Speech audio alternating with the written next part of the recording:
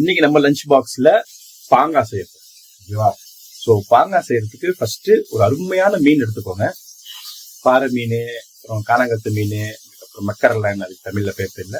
அந்த மாதிரி மீன் எடுத்துக்கோங்க. அந்த மாதிரி மீன் எடுத்துட்டீங்கன்னா பாங்காய் செம்மையா இருக்கும். ஓகே, ஸோ நான் மீன் ஃபிஷ் ஃப்ரை பண்ணி வச்சுட்டேன். வெங்காயம், தேங்காய் எண்ணெய் போட்டு வெங்காயம் ஃப்ரை பண்றோம். வதக்கும் போது லைட்டா மிளகாத்தூள் போட்டு வதக்கலாம், கொஞ்சம் காரமா இருக்கும். இஞ்சி பூண்டு போட்டு வதக்கிக்கலாம். தக்காளி, பச்சை மிளகா போட்டு வதக்கிக்கலாம்.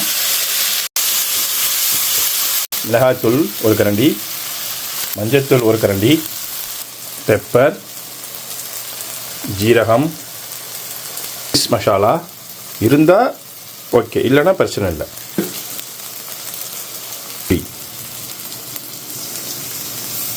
இந்த டொமேட்டோ பியூரி உங்ககிட்ட இருந்துச்சுன்னா சூப்பர், இல்லைன்னா பிரச்சனை இல்லை. இருந்தால் கொஞ்சம் டேஸ்ட் வேற லெவலில் கொடுக்கும். இதெல்லாம் நம்ம மிக்ஸ் பண்ணிட்டு லாஸ்ட்டாக மெயின் சப்ஜெக்ட், மெயின் மேட்டருக்கு வருவோம். தேங்காய் பால். தேங்காய் பால் தான் பாங்காக்கு பங்கமாக இருக்கும். ஓகே, தேங்காய் பால் ஊற்றி மீன் அது மேலே போட்டோம்.